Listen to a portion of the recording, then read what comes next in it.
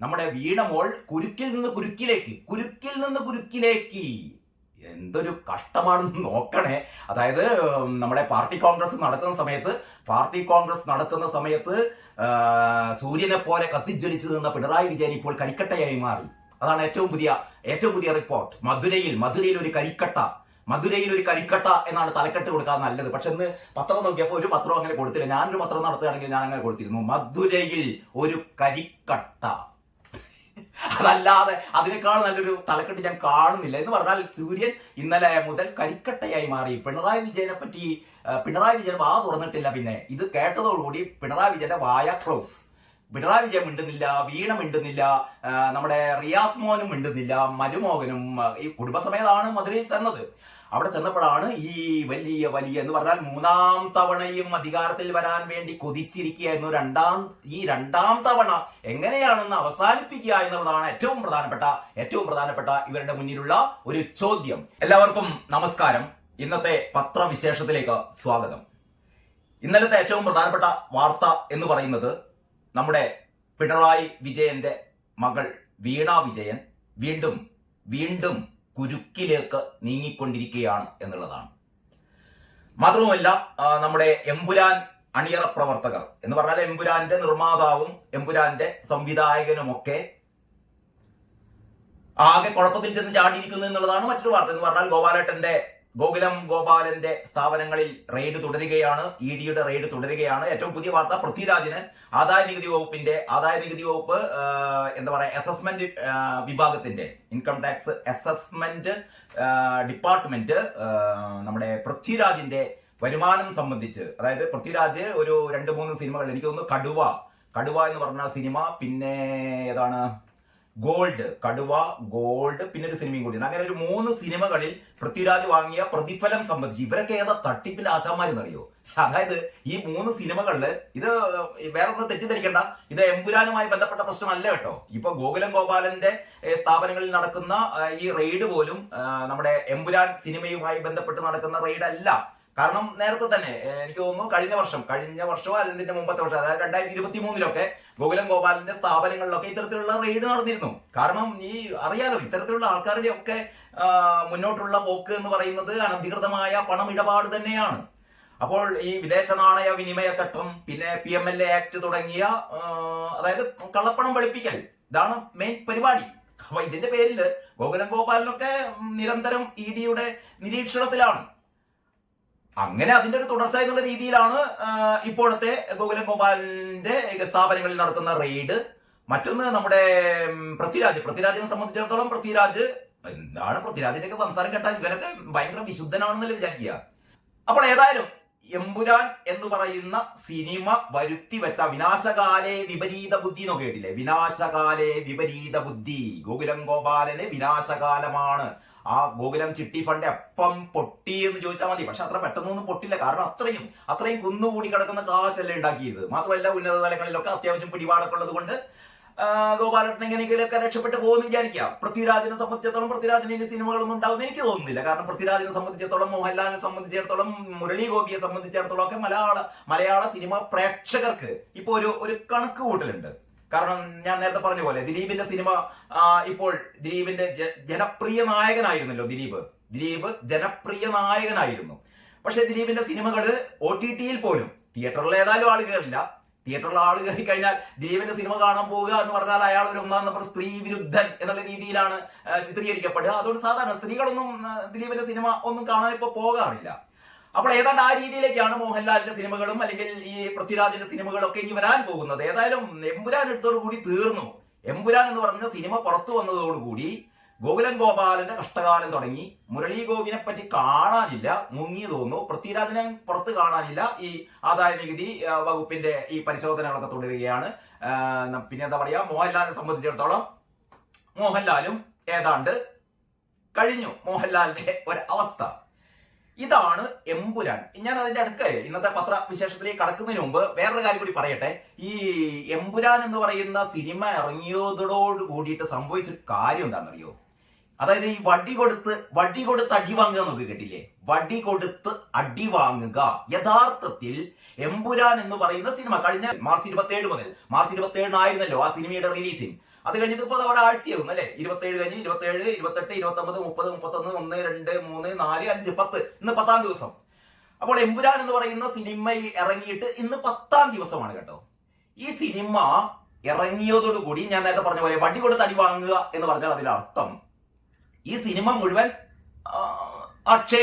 അധിക്ഷേപിക്കുന്നത് ഇവിടുത്തെ ഹൈന്ദവ വിഭാഗത്തെയും നമ്മുടെ രാജ്യരക്ഷയെയും നമ്മുടെ ദേശീയതയെയും ഒക്കെയാണ് ഈ സിനിമ ആക്രമിക്കുന്നത്.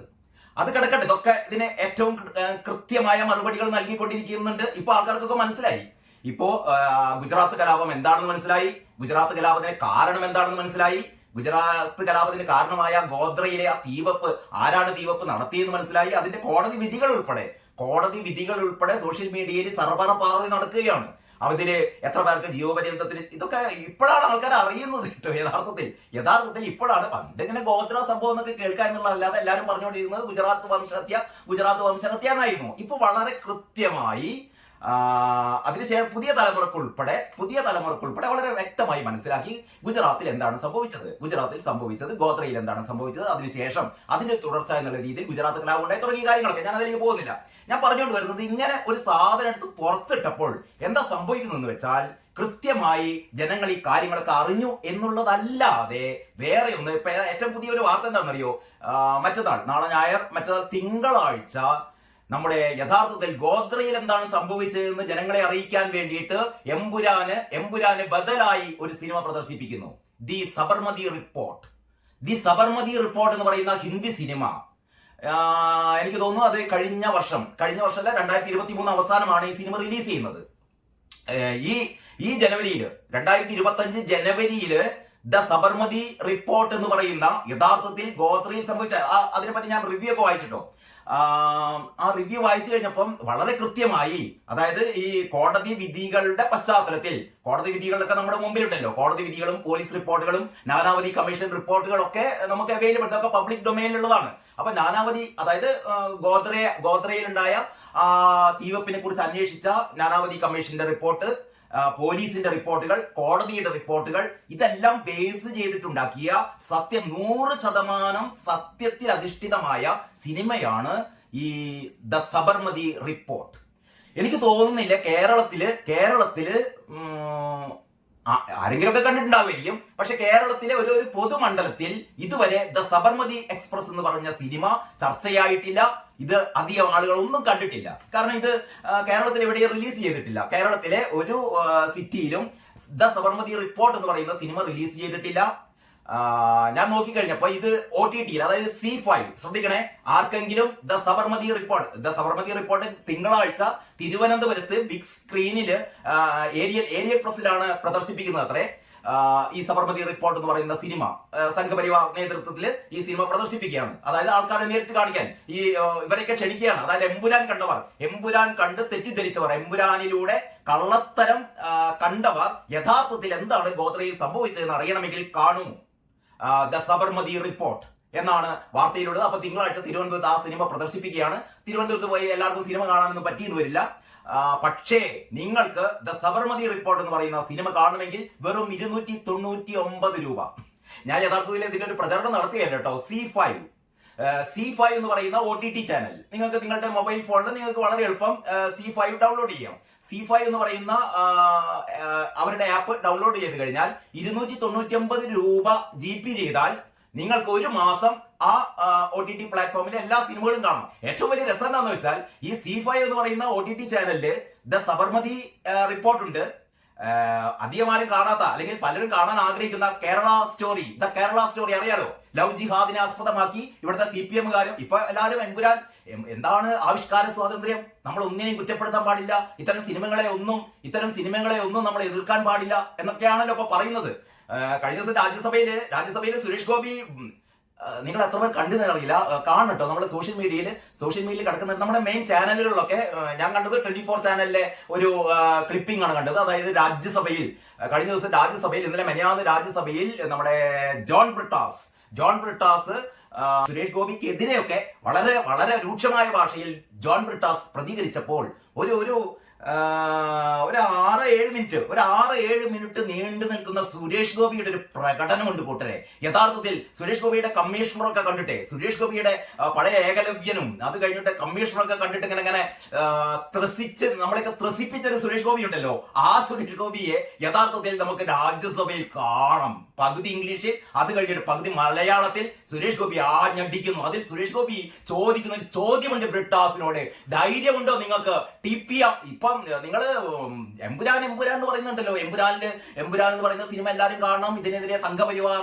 ഭയങ്കരമായിട്ട് പ്രശ്നം ഉണ്ടാക്കുകയാണ്, ഇതിന്റെ സംവിധായകനെ ആക്ഷേപിക്കുകയാണ്, ഇതിന്റെ മോഹൻലാലിനെ ആക്ഷേപിക്കുകയാണ്, ഗോകുലം ഗോപാലിനെ ആക്ഷേപിക്കുകയാണ് എന്നൊക്കെ പറയുന്നുണ്ടല്ലോ. അപ്പോൾ സുരേഷ് ഗോപി രാജ്യസഭയിൽ കൈവരച്ചുകൊണ്ട് ബ്രിട്ടാസ് നേരെ കൈവരച്ചുകൊണ്ട് ചോദിക്കുകയാണ്, ധൈര്യമുണ്ടോ നിങ്ങളുടെ ചാനൽ, നിങ്ങളുടെ കൈരളി ചാനലിൽ ഈ ടി പി ചന്ദ്രശേഖരനെ 51 വെട്ടി കൊന്ന നമ്മുടെ മൊയ്തു താഴത്തിന്റെ, എന്റെ ഏറ്റവും പ്രിയപ്പെട്ട സുഹൃത്തായ മൊയ്തു താഴത്തിനെ കുറിച്ചൊരു വീഡിയോ ഞാൻ ചെയ്യുന്നുണ്ട്. മൊയ്തു താഴത്തിന്റെ ആ TP51 എന്ന് പറയുന്ന സിനിമ നിങ്ങൾക്ക് പ്രദർശിപ്പിക്കാൻ ധൈര്യമുണ്ടോ നിങ്ങളുടെ കൈരളി ചാനലിൽ? അത്ര വലിയ ആവിഷ്കാര സ്വാതന്ത്ര്യത്തിന്റെ ആൾക്കാരാണെങ്കിൽ നിങ്ങൾ ചെയ്യേണ്ടത് TP51 എന്ന് പറയുന്ന സിനിമ പ്രദർശിപ്പിക്കുക കൂട്ടരെ എന്നാണ് സുരേഷ് ഗോപി പറഞ്ഞത്. TP51 എന്ന് പറയുന്ന സിനിമ എനിക്ക് തോന്നുന്നത് 2014 ഈ പറയുന്ന സിനിമ നമ്മുടെ മൊയ്തു താഴത്ത് സംവിധാനം ചെയ്യുന്നത്. അപ്പോ CPM-കാർ ഇപ്പൊ ആവിഷ്കാര സ്വാതന്ത്ര്യത്തിന് വേണ്ടിയിട്ട് ഇങ്ങനെ തിളച്ചു പറയുന്ന CPM-കാർ ചെയ്ത ആ പാവപ്പെട്ട എന്ന് പറയുന്നത് വളരെ നിഷ്കളങ്കനായ ഒരു സംവിധായകനാണ് മൊയ്തു താഴത്ത്. അദ്ദേഹത്തിന്റെ ആദ്യത്തെ സിനിമയാണ് TP51 എന്ന് പറയുന്നത്. ഈ സിനിമ യഥാർത്ഥത്തിൽ കണ്ണൂരിൽ വെച്ച് നേരത്തെ ഈ മുടക്കോഴിമല ഉണ്ടല്ലോ, അവിടെയാണ് നമ്മുടെ കൊടിസുനി പോയിങ്ങാണ്ട് ഒളിവ് ജീവിതം നടത്തിയതാണ് മുടക്കോഴിമല. ആ സ്ഥലത്തേക്കൊന്നും CPM-കാരല്ലാത്ത ആർക്കും പ്രവേശിക്കാൻ തന്നെ വയ്യ. അപ്പൊ ഈ മുടക്കോഴിമല പോലുള്ള യഥാർത്ഥത്തിൽ ആ സിനിമയുമായി ബന്ധപ്പെട്ട പ്രദേശങ്ങളിലൊക്കെയായിരുന്നു കണ്ണൂരിൽ ഇതിന്റെ ഷൂട്ടിംഗ് നിശ്ചയിച്ചിരുന്നത്. പക്ഷേ ഷൂട്ടിംഗ് ഒന്നും നടത്താൻ വേണ്ടിയിട്ട് CPM-കാര് സമ്മതിച്ചില്ല. അതായത് സിനിമ ഷൂട്ടിംഗ് പോലും TP51 നിങ്ങൾ അങ്ങനെ ഷൂട്ട് ചെയ്യണ്ട എന്നായിരുന്നു നമ്മുടെ മൊയ്തു താഴത്തിനോട് പറഞ്ഞത്. മൊയ്തു താഴത്തിന്റെ കുടുംബത്തെ രാത്രി 1 മണിക്ക് താണയിലെ ആ ഫ്ലാറ്റിൽ നിന്ന് ഇറക്കിവിട്ട സംഭവങ്ങൾ ഇട്ട്. ഒരുപക്ഷെ ഇതൊന്നും കേരളീയ സമൂഹം വേണ്ട രീതിയിൽ ചർച്ച ചെയ്തിട്ടില്ല. അതായത് TP ചന്ദ്രശേഖരനെ കുറിച്ച് ഒരു സിനിമ നിർമ്മിച്ച, സിനിമ സംവിധാനം ചെയ്ത ആ സംവിധായകന്റെയും കുടുംബത്തെയും രാത്രി 1 മണിക്ക് ആ സമയത്ത് മൊയ്തു പറയുന്നുണ്ട്, മൊയ്തുവിന്റെ മകൻ ചുട്ടു പൊള്ളുകയാണ് അത്ര. പനി പിടിച്ച മകനെയും കൊണ്ടിട്ട് രാത്രി 1 മണിക്ക് ഒരു കുടുംബം റോട്ടിൽ അനാഥമായി നിൽക്കുന്ന ഒരു അവസ്ഥ. സഖാക്കളെ ഇറക്കി വിടുകയാണ്, നിർബന്ധിച്ച് ഇറക്കി വിടുകയാണ്. മറ്റൊന്ന്, ഈ സിനിമ റിലീസ് ചെയ്യാൻ വേണ്ടി പോയപ്പോ ഈ തിയേറ്ററുകളിലൊക്കെ വിളിച്ചിട്ട് ഭീഷണിപ്പെടുത്തിയാണ് സിനിമ എങ്ങനെ പ്രദർശിപ്പിച്ചാൽ തിയേറ്റർ കത്തിച്ചു കളയും എന്ന് ഭീഷണിപ്പെടുത്തുകയായിരുന്നു. ഈ CITU-വിന്റെ ചില തൊഴിലാളി സഖാക്കളൊക്കെ ഉണ്ടല്ലോ, CITU സഖാക്കൾ, അവർ ഈ ടിക്കറ്റ് മുറിക്കുന്ന ആൾക്കാർ ഞങ്ങളുടെ TP51 എന്ന് പറയുന്ന സിനിമയുടെ ടിക്കറ്റ് മുറിക്കില്ല എന്ന് പറഞ്ഞിട്ട് വടകരയിൽ ഒരു തിയേറ്ററിൽ ഇത് പ്രദർശിപ്പിക്കാൻ വേണ്ടി പോയപ്പോൾ CIT-കാർ പറഞ്ഞത്ര ഞങ്ങൾ അതിന്റെ ടിക്കറ്റ് ഒന്നും മുറിക്കില്ല, ഞങ്ങൾക്ക് വയ്യാന്ന്. ഇങ്ങനെ സിനിമയുടെ നിർമ്മാണം മുതൽ, സിനിമയുടെ സംവിധായകനെ ഭീഷണിപ്പെടുത്തിയത് മുതൽ ആ സിനിമയുടെ പ്രദർശനം ഒരു സ്ഥലത്തും, അവസാനം ആ സിനിമ പ്രദർശിപ്പിച്ചത് ഉമ്മൻചാണ്ടിയുടെ ഒക്കെ ഇടപെടലുകൊണ്ട് ഈ നമ്മുടെ കേരള ഫിലിം ഡെവലപ്മെന്റ് കോർപ്പറേഷന്റെ ചില എനിക്ക് തോന്നുന്നു 14-15 തിയേറ്ററുകളിൽ മാത്രമാണ് ഈ സിനിമ പ്രദർശിപ്പിച്ചത്. 3-4 ആഴ്ച അത്രയും കൂടുതൽ ആൾക്കാർ ആ സിനിമ കണ്ടു. കേരളത്തിൽ ആകെ ആ 14-15 റിലീസിംഗ് കേന്ദ്രങ്ങളിൽ മാത്രമാണ് ആ സിനിമ പ്രദർശിപ്പിക്കാൻ പറ്റിയത്. ഒരു തിയേറ്ററിലും, ഒരു പ്രൈവറ്റ് തിയേറ്ററിലും ആ സിനിമ പ്രദർശിപ്പിക്കാൻ CPM സഖാക്കൾ അനുവദിച്ചില്ല. ഇതാണ് CPM-കാരുടെ ആവിഷ്കാര സ്വാതന്ത്ര്യം എന്ന് പറയുന്നത്. CPM-കാരുടെ ആവിഷ്കാര സ്വാതന്ത്ര്യം എന്ന് പറയുന്നത് ഞങ്ങൾ പറയുന്ന സിനിമ മാത്രം പ്രദർശിച്ചാൽ മതി, ഞങ്ങൾ പറയുന്ന മറ്റു ചില സിനിമകൾ പ്രദർശിപ്പിക്കാൻ പാടില്ല. അതായത് എമ്പുരാൻ എല്ലാവരും പ്രദർശിപ്പിക്കണം, എമ്പുരാനെതിരെ മിണ്ടാൻ പാടില്ല. പക്ഷെ TP ചന്ദ്രശേഖരന്റെ സിനിമ TP51 നിങ്ങൾക്ക് എന്ത് ചെയ്യാൻ പാടില്ല, നിങ്ങൾക്ക് പ്രദർശിപ്പിക്കാൻ പാടില്ല. ഇതാണ് ഇവരുടെ ഒരു നയം. അപ്പൊ ഞാൻ ഇങ്ങനെ പറഞ്ഞ് കാട് കയറിപ്പോയി. ഏതായാലും ഇത്തരത്തിലുള്ള വാർത്തകളാണ് കഴിഞ്ഞ ദിവസം വന്നത്. അതായത് ഗോകുലം ഗോപാലന്റെ വീട്ടില്, ഗോകുലം ഗോപാലന്റെ ഓഫീസിൽ നടന്നുകൊണ്ടിരിക്കുന്ന റെയ്ഡ്, ഇപ്പം പൃഥ്വിരാജിന്റെ വീട്ടിൽ നടന്നുകൊണ്ടിരിക്കുന്ന റെയ്ഡ്, പിന്നീട് നമ്മുടെ വീണമോൾ കുരുക്കിൽ നിന്ന് കുരുക്കിലേക്ക് എന്തൊരു കഷ്ടമാണെന്ന് നോക്കണേ. അതായത് നമ്മുടെ പാർട്ടി കോൺഗ്രസ് നടക്കുന്ന സമയത്ത് സൂര്യനെ പോലെ കത്തിജ്വലിച്ചു നിന്ന പിണറായി വിജയൻ ഇപ്പോൾ കരിക്കട്ടയായി മാറി. അതാണ് ഏറ്റവും പുതിയ റിപ്പോർട്ട്. മധുരയിൽ ഒരു കരിക്കട്ട എന്നാണ് തലക്കെട്ട് കൊടുക്കാൻ നല്ലത്. പക്ഷെ ഇന്ന് പത്രം നോക്കിയപ്പോൾ ഒരു പത്രം അങ്ങനെ കൊടുത്തില്ല. ഞാനൊരു പത്രം നടത്തുകയാണെങ്കിൽ ഞാൻ അങ്ങനെ കൊടുത്തിരുന്നു, മധുരയിൽ ഒരു കരിക്കട്ട.